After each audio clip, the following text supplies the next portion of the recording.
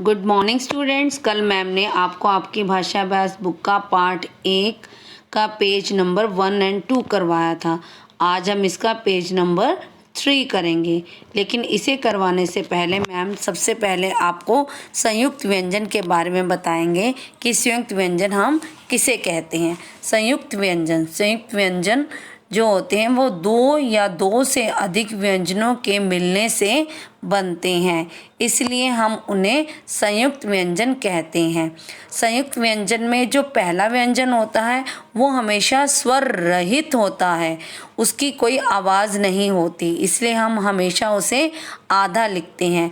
और इसके विपरीत जो दूसरा व्यंजन हमेशा स्वर सहित होता है, इसलिए वो हमेशा पूरा लिखा जाता है। जैसे प्लास्टिक शब्द में प और स दोनों ही आधे हैं, क्योंकि वह दोनों ही स्वर रहित होते हैं और वह दोनों ही अपने बाद वाले वर्ण के साथ मिलकर बोले जा रहे हैं, इसलिए ये संयुक्त व्यंजन वाला शब्द है। अब हम पेज नंबर 3 पर दिए गए प्रश्न नंबर 6 को करेंगे, और ये प्रश्न क्या है कि नीचे दिए गए वाक्यों में से मोटे काले शब्दों को नीचे लिखिए।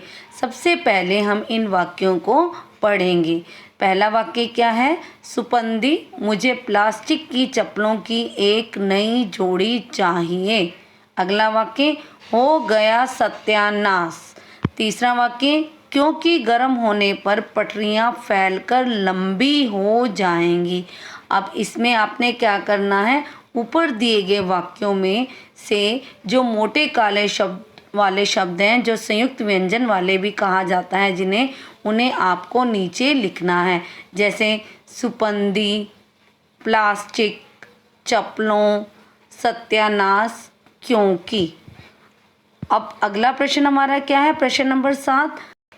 अब आप नीचे दिए गए संयुक्त व्यंजन वाले शब्दों के समान 3-3 शब्द और लिखिए। आपको 3 संयुक्त व्यंजन वाले शब्द दिए गए हैं और आपको उनके आगे उसी की तरह 3-3 संयुक्त व्यंजन वाले शब्द और लिखने हैं। जैसे पहला शब्द है क्योंकि। अब आधे क वाला हमें और 3 शब्द लिखने हैं, जैसे क्यों, वाक्य, क्या। अगला शब्द है चप्पल। अब उसकी तरह हमें 3 संयुक्त व्यंजन वाले शब्द और कौन से बनेंगे? थप्पड़, छप्पर, प्यार।